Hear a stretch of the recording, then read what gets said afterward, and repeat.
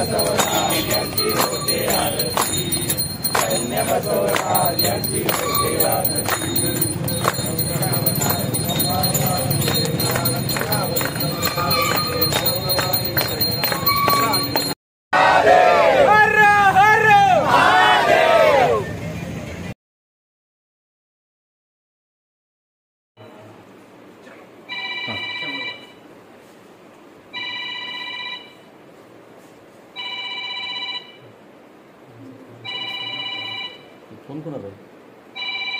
बंद कर, बंद कर।